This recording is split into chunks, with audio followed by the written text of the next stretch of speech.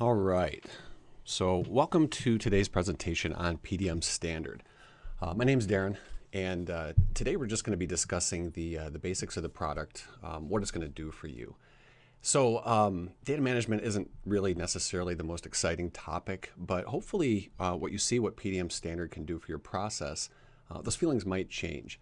So in this fairly short webinar, we're going to go ahead and just talk about those benefits, how they affect your daily activities, as well as the hidden features that you might not be aware of where it can also help you. So as usual, we're going to record this presentation. So if you have a coworker who couldn't attend or you just want to review this again to see it as you're trying things out, it's going to be available on our webpage soon, unless of course you're watching the recording right now and then you found it. So let's go ahead and get into this.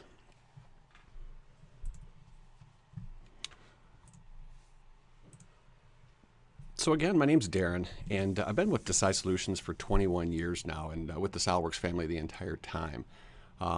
Over the years, of course, we gain a lot of skills, and I've gone through a few competitions and other things, and won a few nice accolades here. But the things I'm most proud of is being married as long as I have, my two beautiful girls, and the other things that I do, not just within the company or day-to-day business, but also outside.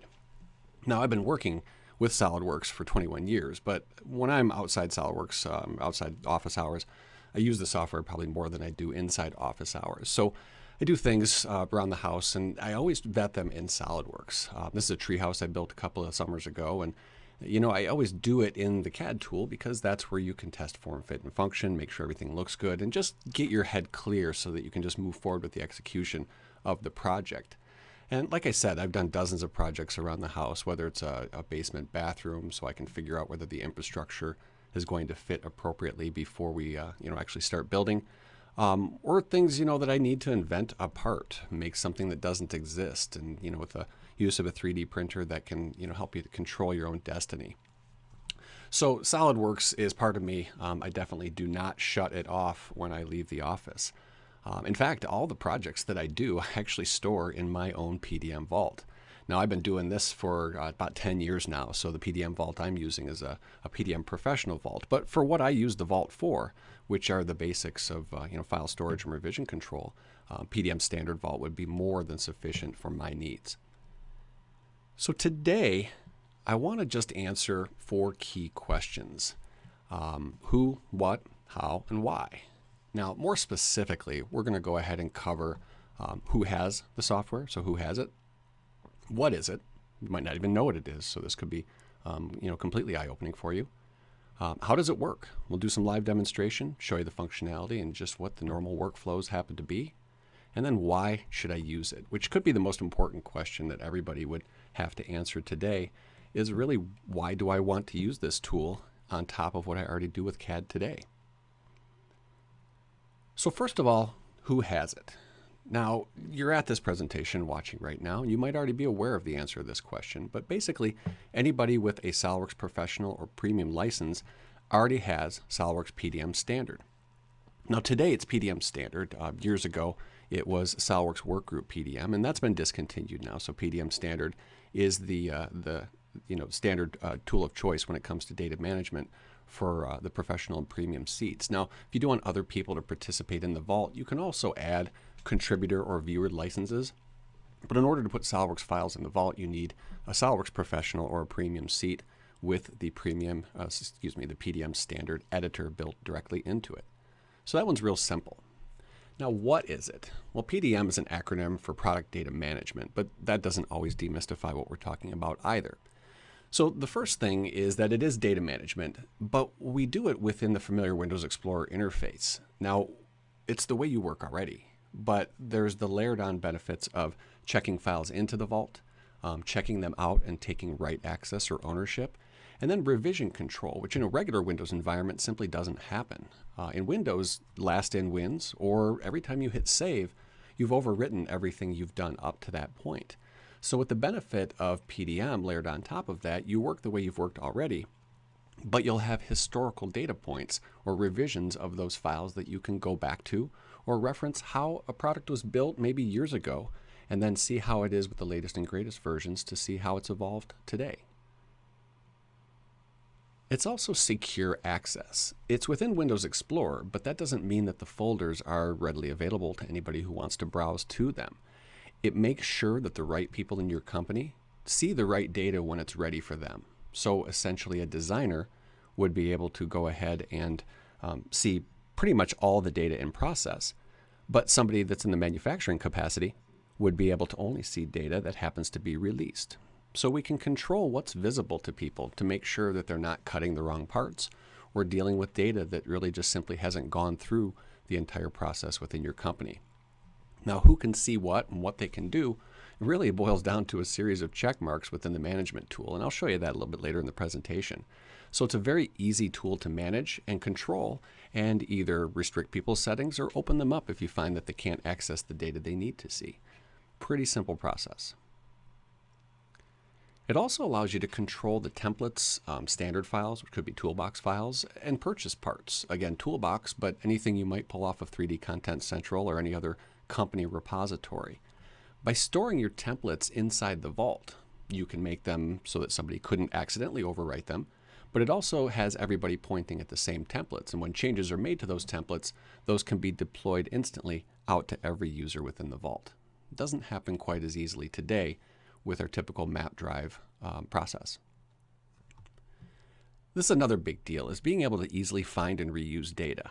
Now, a lot of people spend a lot of time modeling something that they know fair well that they've done before, and they just simply couldn't find it, whether it wouldn't show up in a normal Windows search or whether they just simply lost it on the network. Being able to easily find things isn't just about a file name. It's about other data, maybe a description, maybe a material that it's made out of, maybe a cost value. So there's other properties and things that can be easily searched.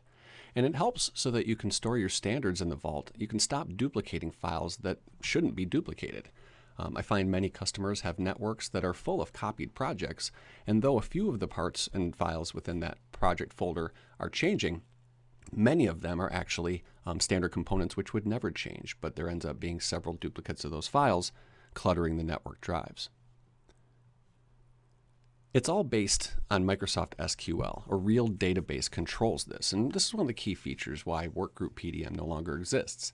An SQL database pre-indexes the information, or what we call the metadata, of your files. So it makes searches instantaneous. It's not the typical Windows search where you watch the excruciatingly slow status bar scroll across the top of your screen as you look for drives and folders. This is already indexed, so it's tables and text, very easy to search through different search criteria. And again, I'll show you that as we go through the How to Use It section. So how does it work?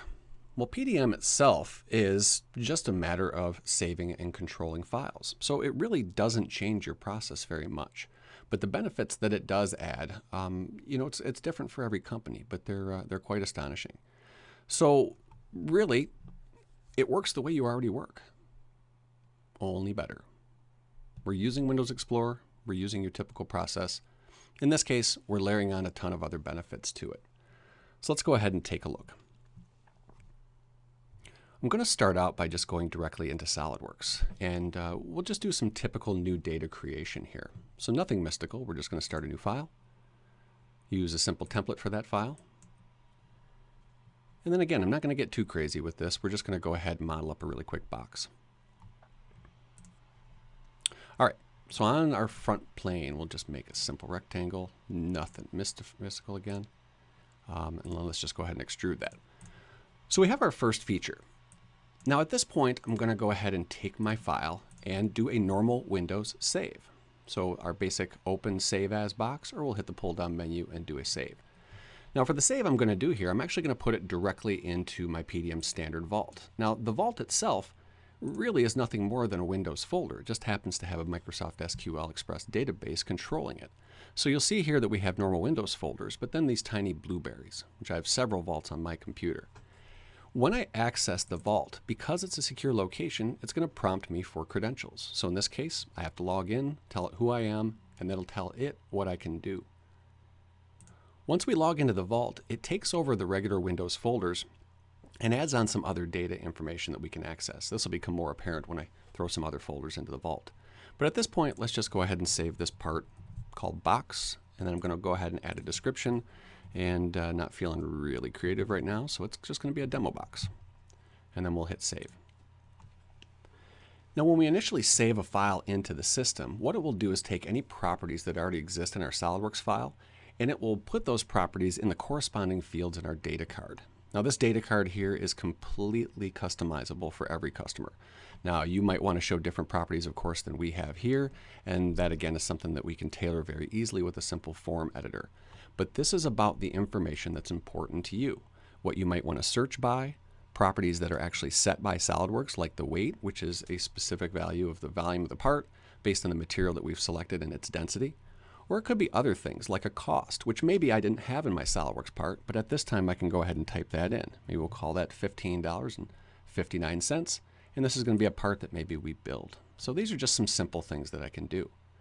When I go ahead and say OK to this, the properties that were in the file automatically filled out the data card. In reverse, the properties that I filled out on the data card will now fill out back into the part file. So there's my cost value, there is my built versus purchased, and then even today's date as we're putting this in, and who created the file. So it tracks and controls a lot of this information and sets it up in a form that's, again, customized to your specific needs. Now when I go ahead and take a look at the tab on the right side of SolidWorks, you'll notice some information, graphical as well as otherwise here. Shows us the box that we have, lets us know that this box is currently version 1, and it is currently newer than the one that's in the vault. So I'm just going to go ahead and make sure that this part is safe and sound in the server, and we'll do a check-in. Now with a check-in, I like to put in comments. These can be searched.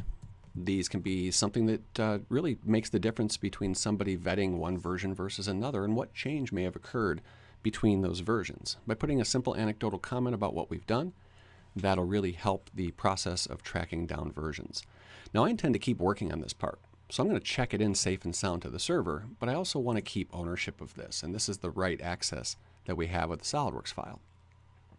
So we'll check it in, we'll create a version, and over on my pane for the PDM pullout, you'll notice all the details about it, about what workflow state it's in, who has right access to this file, which as you hover over a person's username, you'll see who they are, and even what the current status of the file is right now, which in this case is the same as the latest and greatest version. Now I'm working locally when it comes to the file that I'm editing, so I have high performance, and we'll discuss that a little bit later. But I don't bloat the vault with versions just because I make changes and want to save. So maybe on a part like this, let's just do a couple of really simple things. Maybe we'll go ahead and throw a hole in this part. Again, it's not a SolidWorks demo, so we don't really need to worry about that too much. And I'm just a save as I go kind of guy, so maybe I just hit save. Well, save only indicates the fact that the file I'm working on is now newer than the last time I checked it in. And I can continue to work on the part until I feel I want to put a version of it safe and sound in the vault. Maybe I'm done with my job at this point. So now my part looks good. The dirty flag is now triggered because I've further edited the file. And that's the same as the asterisk that we see up here. So upon hitting save, I've now saved the file locally, so everything is now the latest and greatest version locally, but it's newer than the last time I checked it in. This time, let's go ahead and check in the file one more time. I'm going to say I added a hole. Whoa, can't type today. And a fillet. Great. We'll hit check in. Now I've got 3 versions of this file. And if I wanted to go back in history, a simple pull down allows me to go back and access previous versions. Here the comments are very clear, so I know that was my initial check-in, and this is the one that I added the hole in the fillet. So if I go back to version 2 of this file, what it will do on my screen is backdate me to what it looked like when I checked it in as that version. It also visually indicates that this version is older than the latest and greatest version in the vault. Now that's not necessarily a bad thing, that's just simple historic fact. So the important part about that is that for products that were sent or shipped a year ago possibly, and then have evolved for the better over the process of the year, you still want to be able to go back and open up what a file looked like with all of the old versions of the parts as the time they were built and shipped, not as the latest and greatest.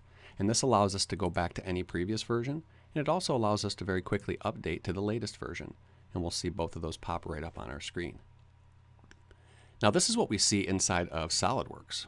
When we go back into the Explorer Vault view, which we're just going to go ahead and access right here, as I get into basic Windows Explorer, you'll see my box, and as we select that, you'll see down here at the bottom is a preview that's driven by eDrawings Professional.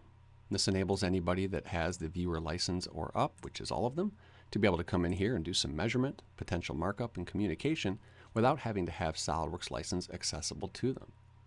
What we also see through this is the ability to go back and grab those previous versions. So even though I'm looking right now at the latest and greatest, looking through the Windows Explorer Vault view, I can actually go back to that initial checked-in view, which changes my preview, and once again changes the way I can interact with it in my eDrawings Professional.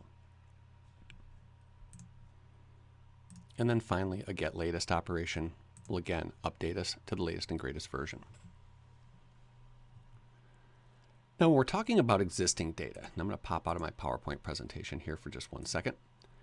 Existing data is treated in a little bit of a different manner because many of you that haven't been using PDM up to this point, of course, still have been using SolidWorks and have been saving data constantly. So existing data is again based on Windows paradigms. In this case, I have a folder on my desktop, and this folder happens to be full of SolidWorks documents, drawings, parts, and an assembly.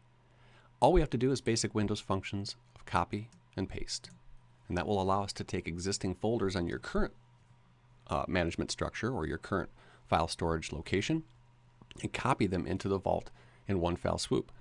Now inside that folder we still have all of the components, and as we copy them in, not only does it put them in the vault as a version, but it also goes ahead and keeps the ownership of the person that copied those in. Now in order to release these, let me just go ahead and select them all, and we'll just do a little check-in. Now check-in's not going to keep the ownership for myself. It's going to simply register them safe and sound in the vault. At this point, all authorized users that can see a file in this particular workflow state would now be able to access this data. Now what we see, of course, are the previews. So as you select a component, the eDrawings preview window here is going to show you what that component looks like. Now the way I'm running it, just for performance sake, is when I pick on a view, it shows me a bitmap preview. But I do have the ability to actually go ahead and under my display options, disable that option to show the bitmap for SolidWorks files. And instead, every time I select a component, it will bring up the eDrawings preview immediately. If you have larger files, this may not be the way that you want to go with that for performance sake. Now what we see here is not just the preview of the data, but we also get to see the data card for those files as they were checked in, the properties that those data cards had, and again the dates in which the files were created and or versioned. Another bit of information we get, and this is especially powerful when we're talking about assemblies of files, is the Bill of Materials tab. Now the Bill of Materials tab has columns, and those columns are something that you set. So again, this is going to be unique and specific to each company. But you get nice previews as to exactly what those components happen to be. And this is data that SolidWorks users, of course, can access quite easily within the CAD tool. But as a non-SolidWorks user, maybe with a viewer or contributor license, this would give you access to this type of data, including things like the quantities of components and then other properties, again, that are pertinent to this particular view. What we also see for assemblies and drawings would be a Contains tab. Now Contains is something, again, you can see within the SolidWorks interface. And this is nothing more than the files that comprise this assembly. But again, for a non-SolidWorks user, this might be some valuable information that they could not otherwise access. More importantly is this tab called Where Used. Now for this purpose, this assembly was used to make a drawing. And that's something that, again, is a specific thing to SolidWorks. But parts do not know where they're consumed. So without data management, you wouldn't know that by picking on this particular part, that this part was used in this assembly, and then this assembly, and then the higher level assembly, which was then used in a drawing. This torso brace was also used in this assembly as just a plate, and then it itself is on the assembly's drawing, and then it has its own drawing. So this, in essence, is the trickle effect. So if I ever make a change to this particular part, what other files need to be checked out, updated, and saved in order to reflect that change. So for what I'm going to do right now, let me actually do that process. We're going to take some of these parts and drawings, and I'm just going to right-click on those and say Open. I could also edit or check them out from that window. Either one of those will work. Now for this particular one here, we're going to take out the drawing and the part for that drawing. We might as well take them all. We're going to make changes throughout, so let's do that.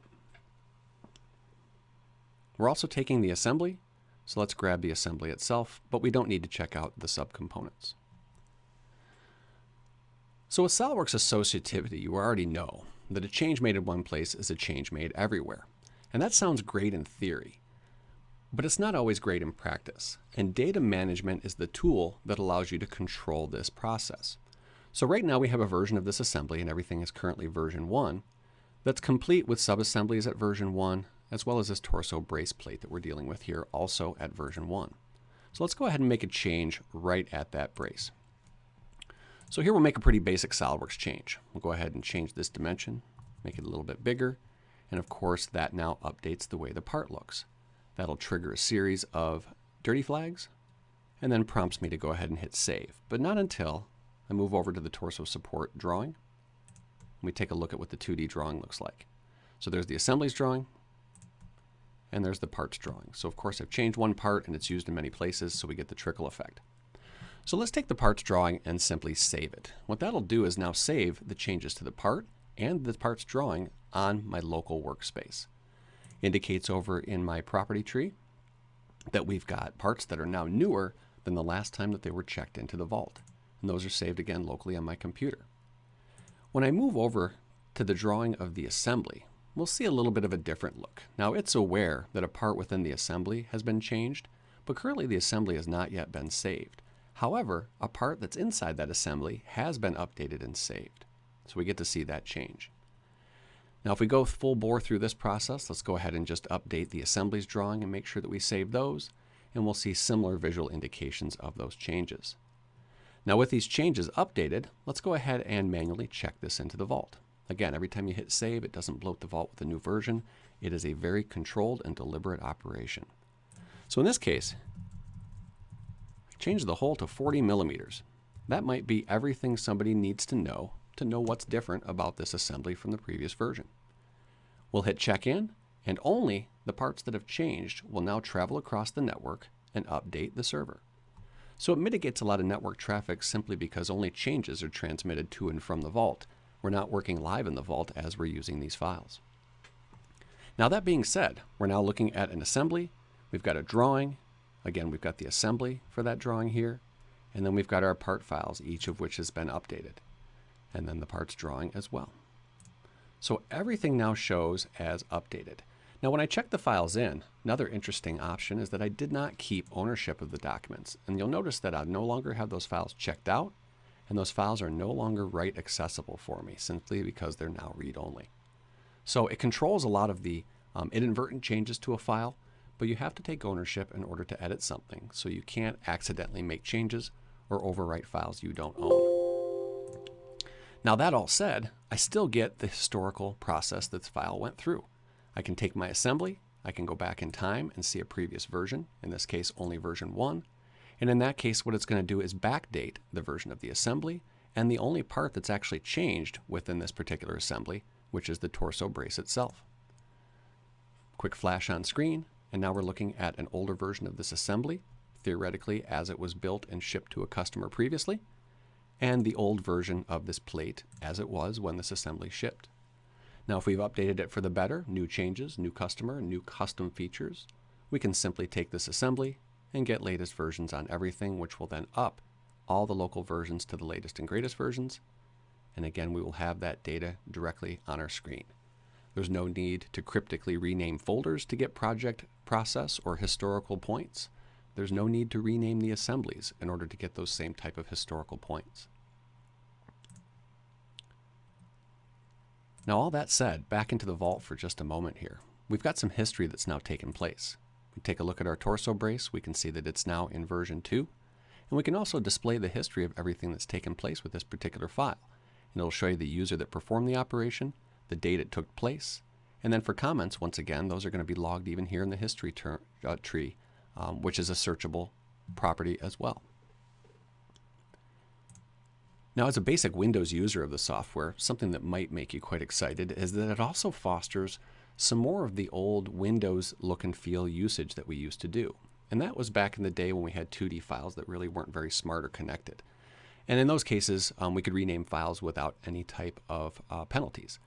Well here, because all of our files are referencing each other, in a typical Windows environment, a change to a file name would lead to a break when you're trying to open the drawing or the assembly containing that file. And you would either have to browse manually or you lose the link altogether. However, when we're in the vault, because the SQL database is controlling things, I actually have the ability to very easily go ahead and take parts and rename those. So if I'm looking at an assembly that's full of a bunch of parts here with some very basic file names, I can take any other file now, and if my permissions allow this, I can go ahead and rename those files directly within the Windows Explorer view. When I go back over to the Assemblies tab, you'll notice that it actually picked up the rename of that file immediately. And that's again because it's not the paths to the files that are hard-coded into the assemblies or drawings like they are in a normal Windows environment. In this case, the SQL database is what's controlling these paths. Now to further emphasize this, when we look at the Contains tab, you'll notice that every one of these files is resident within the same folder here. Some of these are subcomponents because they happen to be part of a multi-body part, but everything is in the torso frame folder.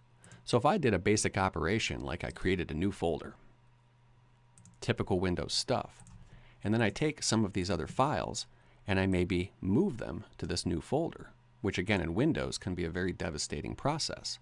Here it doesn't matter, because when I select the assembly, you'll notice that the new folder paths have already been updated. And again, that's because SQL is controlling everything. Furthermore, if I go into that new folder and take a look at the file that we renamed, the history of that file clearly shows everything that we've done, which not only includes the editing and check-in, but the fact that it was renamed and its previous renamed name, as well as the folder it was moved to and from. Now in some cases, we might need to know this just to be able to undo something appropriately. And with regular Windows, we'd have no idea how this file came to be. Here the history lets us know how it happened, and if we need to undo it, very easily the metrics we need to use to undo that. But in any event, we don't lose any links. This assembly and the drawing and all other files referencing it will open just as easily as they did when they were initially checked in.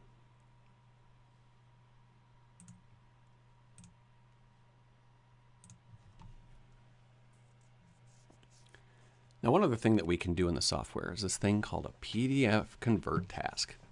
So for my particular purposes, we're going to go ahead and have the software automatically create PDFs of any SolidWorks drawings. This is very similar to something that we did with Workgroup PDM. Now it's a little different from the way that the PDM Professional task works. This particular task will actually run on the machine that the user triggers it from. You'll also only be able to support 2D outputs for this. So our 2D drawings are the only files that get PDFs created. If it's a multi-tab drawing, it'll still go out as a single PDF. And then it always references the drawing back to the PDF, so it creates a link between those. So the way that this is going to happen for our particular example is I'm just going to simply go ahead and take a few of the documents that we had here once again, and we're going to run them through a workflow process. In this case, I'm going to go ahead and submit them for approval, which will change the workflow state they're sitting in right now. Now a manager or anybody with approval credentials would then be able to go ahead and take these files, change their state, and then go ahead and say they've passed approval. Now upon doing this, it's going to automatically trigger a process within my system, which will open up all of the SolidWorks drawings that happen to have been approved. It will automatically generate PDF files of those drawings, and then it will throw those PDFs into the folder adjacent to the drawing they represent. So as I'm vamping here a little bit, you'll notice that my screen will start to flash. So upper left-hand corner, SolidWorks is starting automatically. This task is now going to generate the PDFs from each of these files. So here we have a bit of a full screen, which I'm going to click into so you can see it. It opened up the document and made the PDF, and then opened up the next document. And it's just going to process for any 2D drawings that were just released through this workflow. Keep another eye on Windows Explorer here. Shortly those files will then add themselves to the vault. And then through the automated process, they will continue to check themselves in.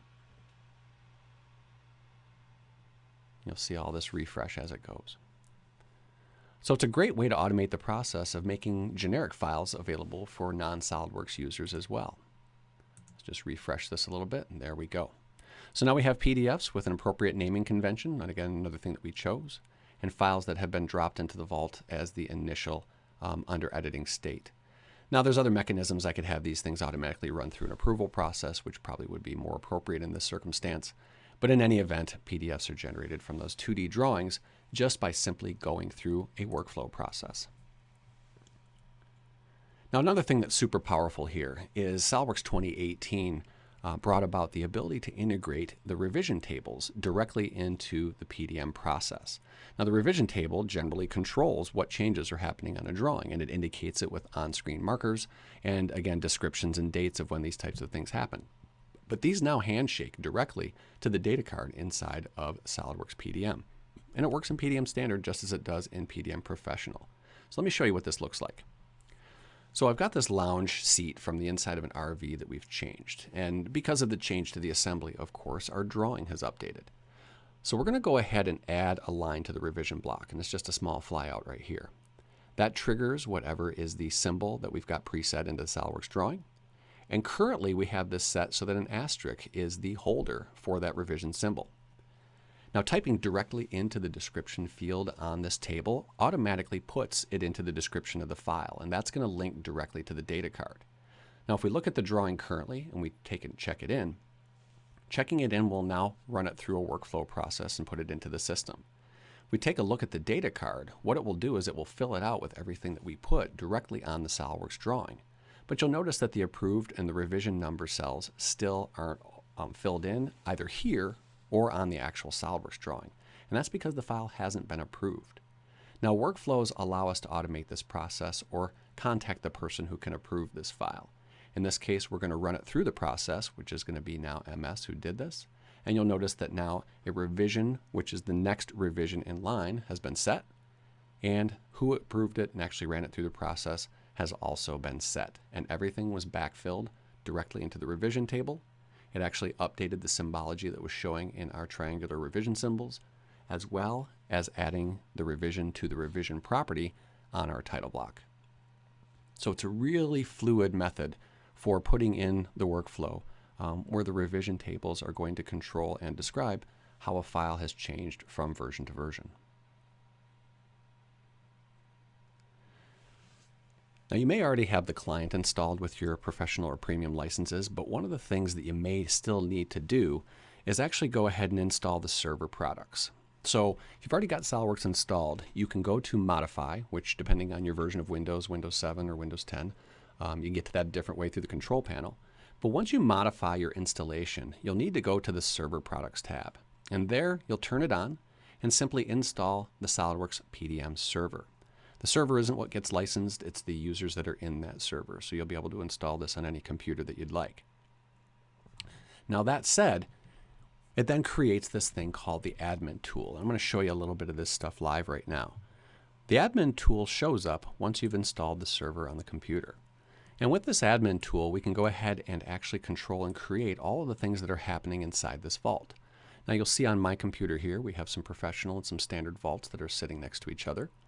But what you'll need to do first is create a new vault. Right-click at the top and say Create New. Now, creating a new vault will walk you through a wizard, and this is a step-by-step process. So the vault itself can be a professional or a standard vault. If you don't have PDM Professional license, of course, standard will be your only choice. You can give it any name that you want. I'm just going to call it Demo Standard Vault. Where you're going to place it, always choose Archives. There's no reason to change that. And then next, you're going to have a couple of other choices. Now, the SQL database server is part of what gets installed during the server process.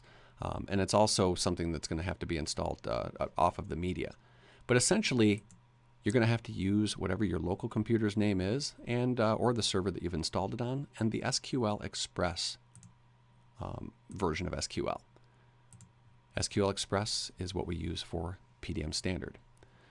Now, there are license servers that can be available for you. If you're a standalone license, your current license is going to be the one that controls that. Now, date formatting, this is again unique to individual companies. So you can choose what makes sense to you. In the United States here, we typically use one of these two formats. And then from there, the admin password, which was set during installation, will be used for our process. Now, at this point, you can choose to configure the vault based on a previously configured vault. This would be for somebody who's got some experience in this tool already. But for most of you, you're going to want to go with either a default or a SolidWorks Quick Start Vault. And you can build a couple of these and then choose which one you want to use. I'm going to show you what a default looks like right now, because what that gives you is a series of choices of what things can happen within that tool. It'll automatically build up some different bill of materials columns for you for weldments as well as standard assemblies. Data cards get generated automatically for PDF, DWG type files, Office, and SolidWorks files. And then you have some search capabilities that are automatically embedded. But the magic part is the PDF convert task, which in this case you physically need to enable in order for it to be there. Once you say next on that and hit finish, it's just a matter of sitting back and watching this generate.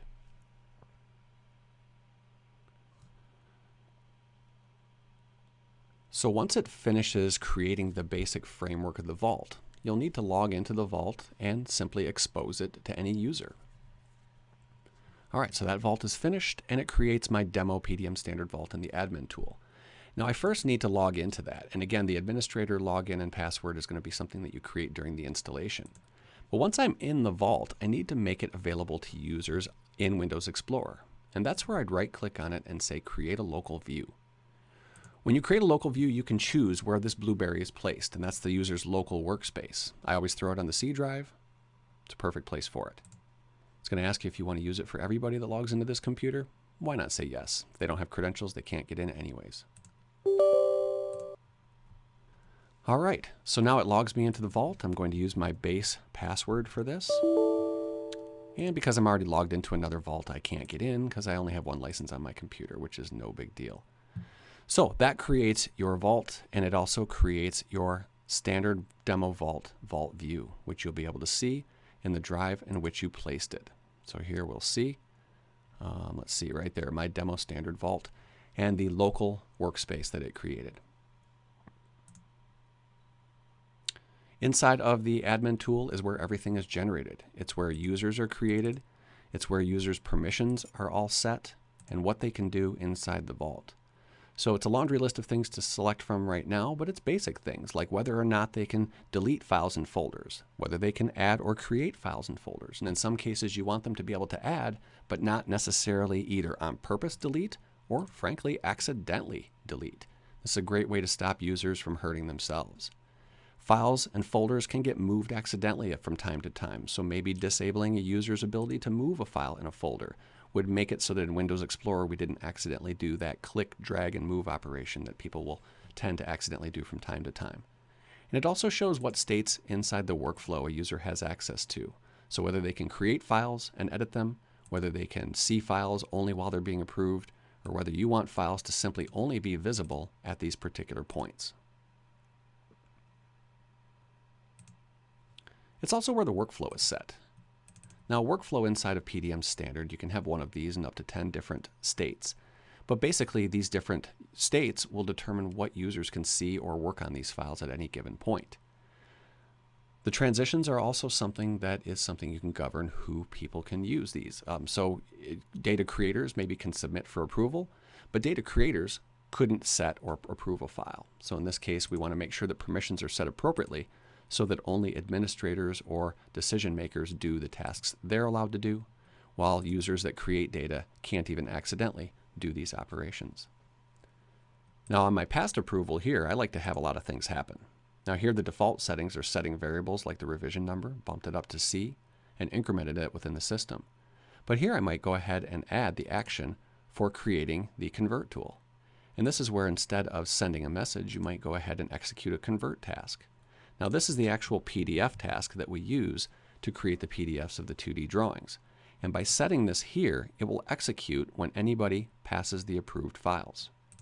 A simple click of save will then make this workflow function with the added benefit of automatic generation of PDFs.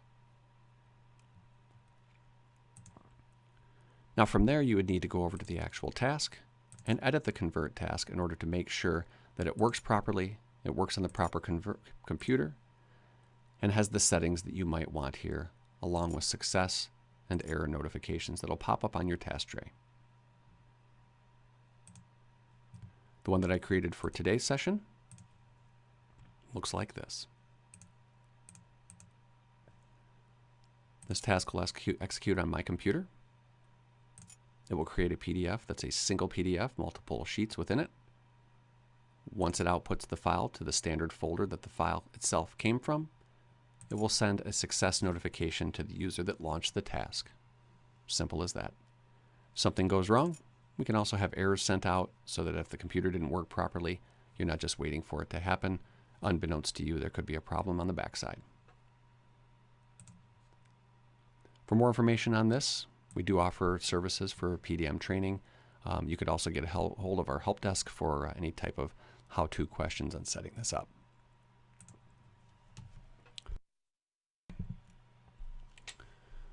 So lastly, why should you use it? I've shown you what it can do, but that doesn't necessarily in every case show you why you should use it. Well, one of the main things that I showed was renaming files in more of a fluid Windows Explorer way without the penalty of breaking a link to a path. But what you also get is a drastic reduction in network traffic. When you use files from the vault, those files get copied out. And in a normal Windows mapped drive location, those files get chopped up into data packets, rushed through the server's network card, through a switch, back into your computer's network card, and then those data packets are reassembled. And when you're working on a map network drive, everything that you're doing, all of your compute-intense rebuilds, saves, and any other operations, they're actually happening on the server. So the file is in your local RAM, but when you hit save or rebuild, it has to chop it back up, send it across the network, reassemble the data on the server, do the save, do the rebuild, and then rinse and repeat. When you use PDM, what happens is a copy operation. The files are safe and sound on the server's vault, but when you open them, they copy local into your vault view. When you're using the files, they're going inside your internal computer bus with your fast hard drives and your RAM and video card, and all of your hardware is actually getting utilized. Once you hit save, it saves locally. Rebuilds are local. Everything is local. But when you hit check-in, it's a simple copy operation to copy the changes back across the network. So if you're finding either instability is an issue or performance is an issue, you have a lot of people working across map network drives, there's definitely peak traffic hours during the day that I'm sure that you see more hassles or more instability or performance issues. But when working with PDM, you're primarily working on your local machine, and it's only a copy to and from the vault when changes are being put in or the changed files are being brought local. It also prevents accidental data loss or overwrite. With simple permissions, you can stop somebody from even accidentally deleting or moving files. But unless you have the file checked out, you can't make a change to it. And even if you do make a change to it, the only way to put it back in the vault is as an additional version or revision.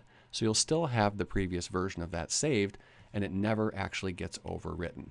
So it's really a very liberating type of way to work within a Windows environment, but still have that added benefit of security and those safety nets in place.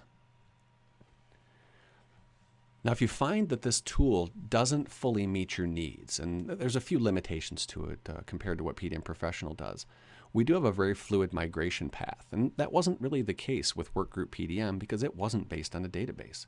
So we had a tool for that, but it was a pretty arduous process.